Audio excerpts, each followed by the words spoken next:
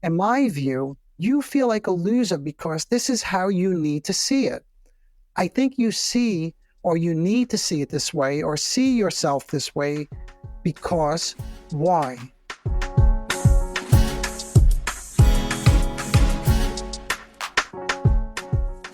Hello, everyone. Welcome to the Narcissism Decoder. I'm your host, Dr. Anthony Mazzella. In our previous episode, Celeste, a listener of the podcast, posed some insightful questions about why we often think in extremes. She kindly agreed to join us again so we can continue to respond to her questions and apply a theory on splitting to a case that she started to present. We recorded that episode, and unfortunately, there were technical problems with the microphone, so I'm not able to bring that recording to you. While it was still fresh in my mind, I wanted to share with you segments of that conversation, and as soon as we can get her back on the show, we will flush out the details of her case. If you have not yet listened to that prior episode, we left off thinking about why someone may have a hard time accepting a soothing and comforting, supportive voice. Another way to think about this is if you or someone you know has a hard time accepting gifts or sitting down for a nice meal, this is the kind of person, just to illustrate this point further, who enjoys a movie but then complains about the price. In essence, they spoil the good experience. In the case we were discussing, this was a fellow who grew up with a very critical and demanding grandmother.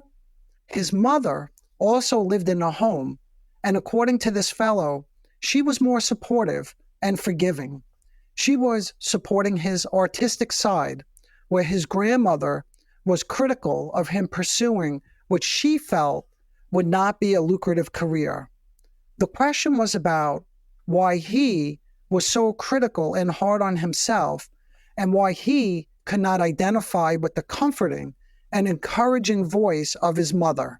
Here are a few different ways one can conceptualize this.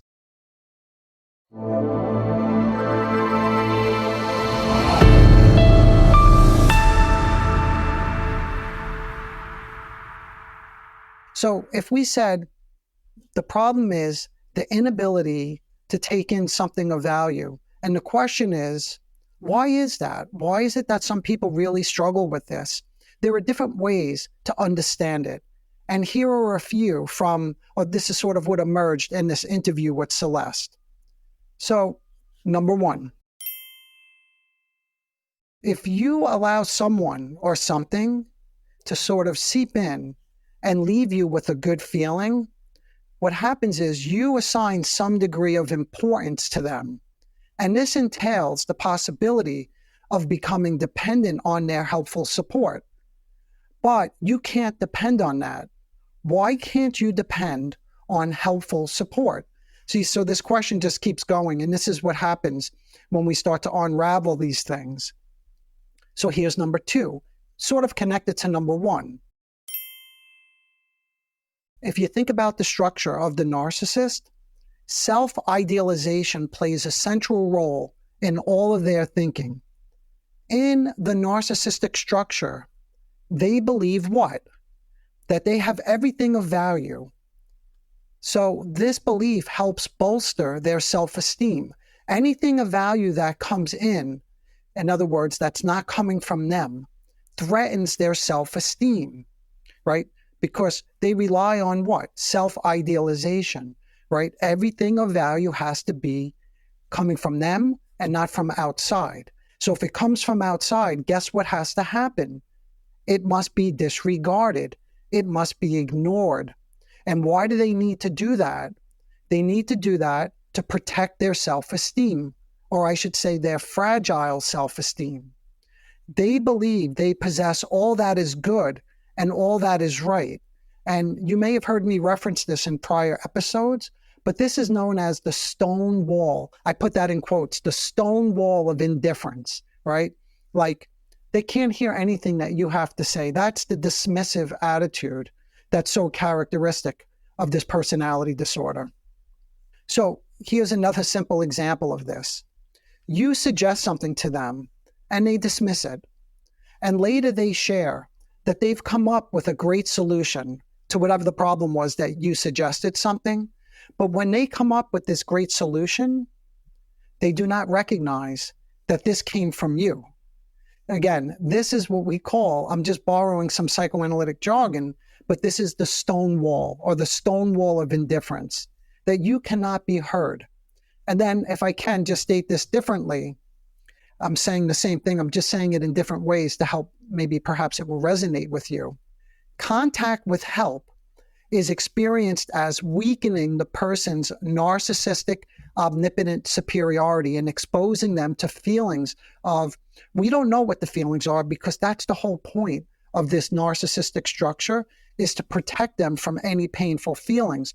But oftentimes what I've seen in my practice with these individuals is when they come into contact with some supportive, helpful voice, it arouses feelings of envy.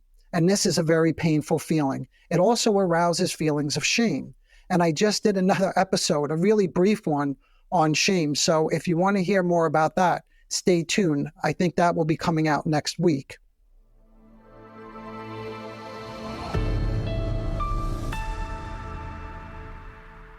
So now we're up to number 3. Number 1 and 2 were pretty much connected, but number 3, in terms of why, what are some of the reasons someone can't accept a supportive, comforting voice or something good in their life, why they can't enjoy the movie without spoiling the experience? If we felt rejected or invalidated by our caregivers, we might internalize those negative messages and come to believe that we are not valuable or worthy of love. Here's number 4. Again, very much connected. Good experiences challenge an identification with a depressive or angry or critical, in this case, what I was discussing with Celeste.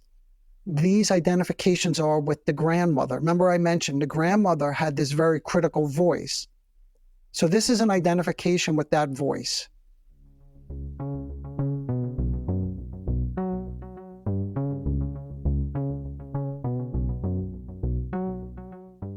But now you may be wondering, what are some of the techniques or tools or treatment interventions in this case, or for those of you who are practitioners that are listening to this? And my answer is usually initially in the beginning phase of any treatment or in a relationship is inquisitive questions, right? So this may be around, what kind of question can we raise? It could be around something like, I wonder why you can't allow yourself to want it. Whatever it is, right? The movie, right? Why can you not allow yourself to want that? And for this guy, one thing that Celeste mentioned was that at school, he was having a very good experience. And by the way, this was part of the split, which was the overall discussion. Again, if you go back to the prior episode, we were discussing splitting. At school, he has this wonderful experience. And at home, he really comes down hard, becomes very negative and self-critical. So with this fellow, it's like we'd have to begin to wonder is why can't he allow the good experience that he has at school to stay with him? In other words, why does it get split off? And it's very possible that he goes home and he's in a negative state. This is just another hypothesis because painful feelings were stirred up when he was at school. Maybe there was something about seeing his fellow classmates, seeing people together in class, seeing people having a good time, and that he wants that, and that he needs that, but that he doesn't allow it. Remember, this is the fellow who retreats back into this very negative image of himself. So that's another explanation. And the technique is to begin, just to reiterate, to begin to help someone become more curious about why it is that they can't allow themselves to get that. Why is it they can't sit with the good experience of the movie, right? Why does he come home and destroy all of that? So this is an inquisitive state of mind that we're trying to facilitate in this fellow. Now, in terms of intervention, again, techniques or tools, things that, again, I found helpful is I may say to someone who comes home and they split off anything of value or destroy it, right? And they get into this really negative critical state of mind where they're judging themselves.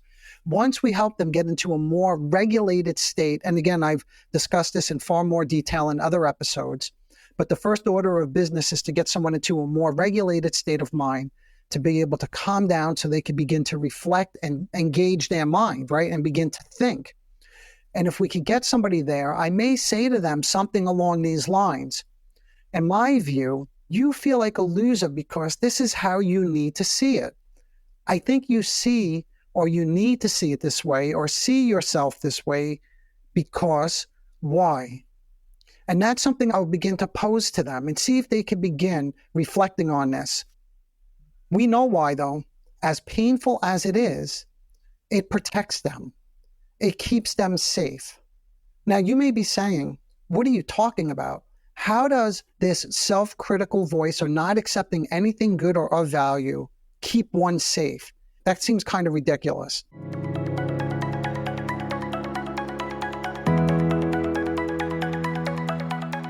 But if we go back to some of the earlier reasons that I mentioned, we said one of the hypotheses, one of the conceptualizations was it protects the self-esteem, right? It protects their omnipotence. And remember I said they're never dependent on anyone. That's part of the reason they can't accept something, because they may come to like it, right? So it protects. Not accepting any of these things protects them, protects their self-esteem, which is the number one priority for anyone who's suffering with narcissistic characteristics, is to protect their self-esteem and to never depend on anyone. See, because contact with help is experienced as weakening the patient's narcissistic omnipotent superiority. Because to say that you have been enriched, to say that you have received help, to say that somebody had a good idea instead of making it your own, implies what? What does that imply?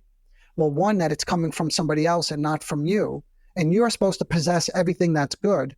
And therefore, that's confirmation that you don't possess everything that's good. And that could deflate one's self-esteem. And that deflates one's omnipotent superiority. It protects them from losing that image as them, what? That they're not valuable or worthy of love. Remember I mentioned that a little bit earlier. So this is another thing it guards against. If one carries around this image, in this case, the identification with the grandmother, that they're not valuable or they're not worthy of love, if they don't accept any love or anything that's good, it protects that. It doesn't threaten that, right? Because what's the opposite? The opposite is if they accept something of value, it challenges this image of themselves as worthless. And that's, again, another technique or a tool, is that slowly I may begin to help them reflect on how they'll do everything to hang on to this image, right, of themselves as so worthless. And whether it's you or somebody you know, I'm sure you've encountered something like this where somebody feels so deflated, so worthless, and you try to prop them up and tell them how great they are, how beautiful they are, how intelligent they are, but it doesn't put a dent in it. Why? Because they do everything they can to hang on to this image, right? And then I would say to them, again, in terms of how you speak to somebody like this, I wonder why. I wonder why you would hold on to this image, why it's so important to never let this go. That's how we begin to help them reflect and think about what they're doing here.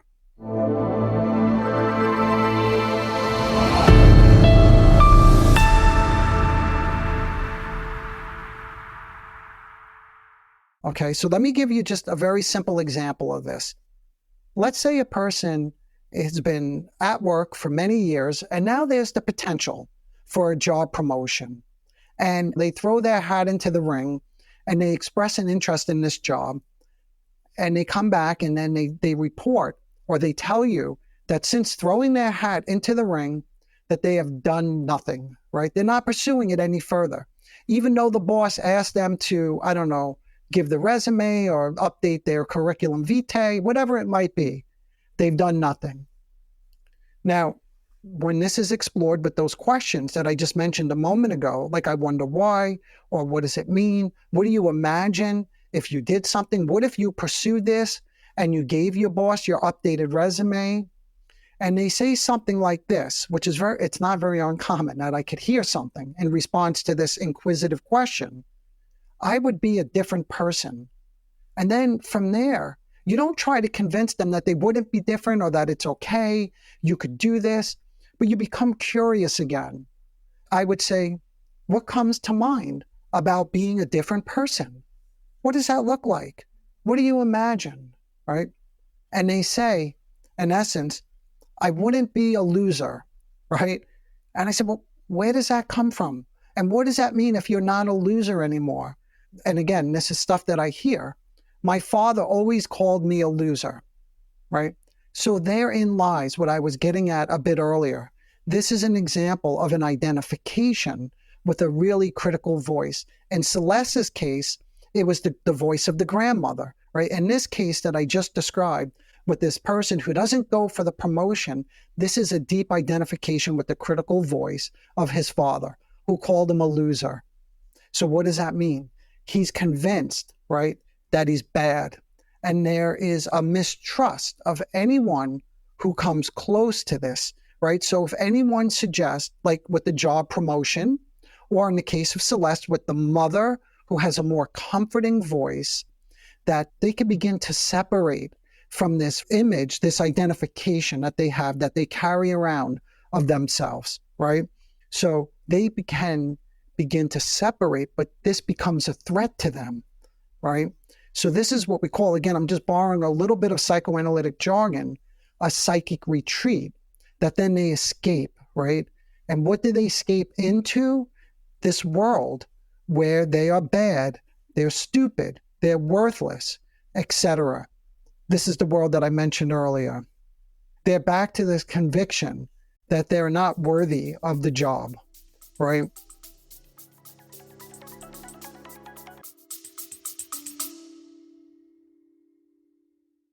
Are podcasts too interesting, especially if you use them to fall asleep?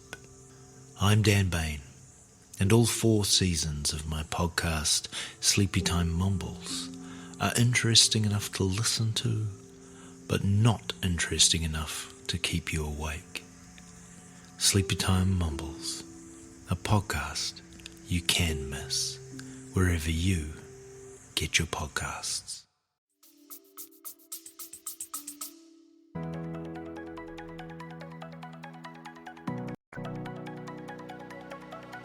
This conviction that they're bad or worthless paradoxically forms the basis of some feeling of security. Yes, that's right. As hard or as painful as it is, this leaves them with a very secure feeling.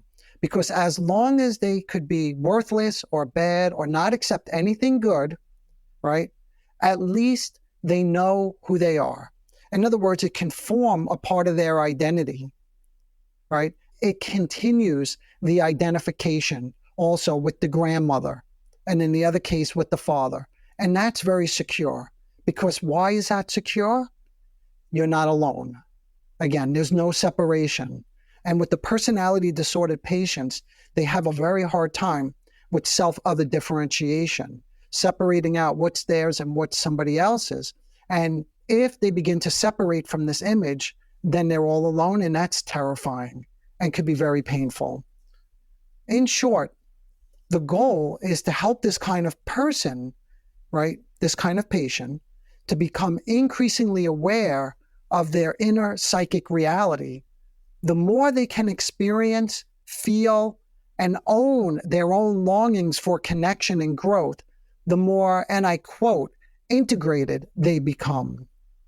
I want to emphasize that understanding and addressing these unconscious thoughts and feelings can facilitate deeper work with them, or deeper therapeutic work, right? Because we can help them then integrate parts of themselves that up until this point are split off.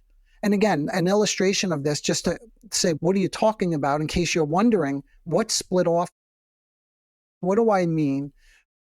Look at the person who didn't pursue the job, right? That's a really good example, because they threw their hat in the ring, I said a little bit earlier. So we know that they have a desire.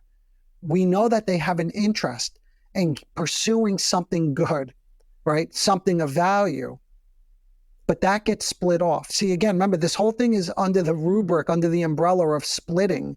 And not accepting something of value also has to do with splitting, because now that side of themselves can completely get split off. They have no longings, they have no needs, there's no threat of loss, and everything remains the same. That's the status quo. They're stuck.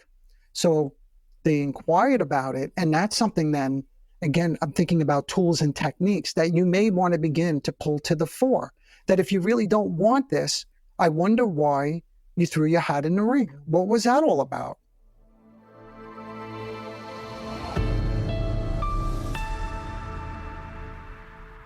Okay, now, if you begin to help somebody become increasingly aware that they do have this split off part of themselves, in other words, that they do have these desires, they do have the desire for promotion, for instance, or they do have a longing to be closer to someone, since the entirety of their identity is based on being independent, remember that's the core of the narcissistic structure, the omnipotent sense of self, receiving something good is a threat to this sense of self.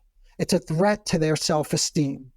And for such a long time, they believed, perhaps their whole life, that they didn't need anyone, right? That they don't need this promotion.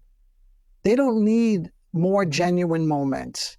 But when you start to bring this to their attention and they become increasingly aware of it, it becomes a threat. Now, they could revert back to, I don't care, right? That's a good possibility.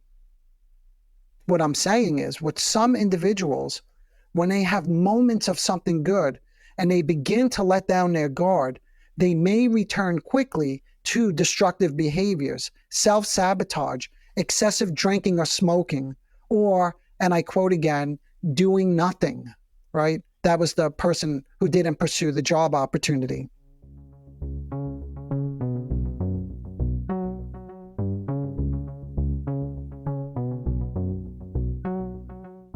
Okay, what did I miss? Because we have to begin to wrap it up, and I'm wondering if there's anything more that I could say about this. If I missed anything, or if you have any thoughts about this, I encourage you to reach out with any questions or comments regarding the difficulty of accepting something of value, which is very complicated, as you could tell. And there's probably much more to this. If I gave it another moment of reflection, I'm sure I could keep going. But in the service of time, we'll leave it there. And I just want to add one more thing. I have supporting resources available for you, including a soon-to-be-released continuing education seminar where I'll go into even more detail than I do here. So if you feel like this is not enough for you, stay tuned for the continuing education seminars that will be coming out soon. And I also have videos on all the topics related to narcissism. These resources can be accessed through my website, which is linked below. Until next time, engage your mind, not your fear of accepting something positive. Okay, bye for now.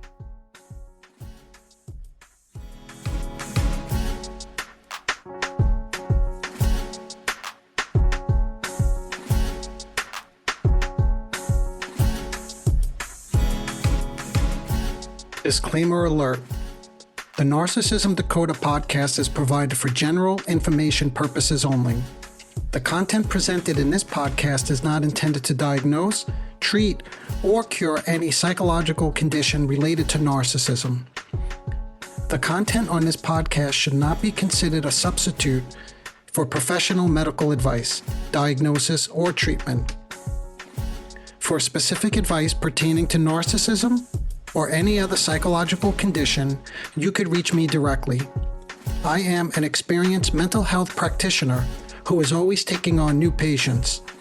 If you would just like a consultation, I can do that too.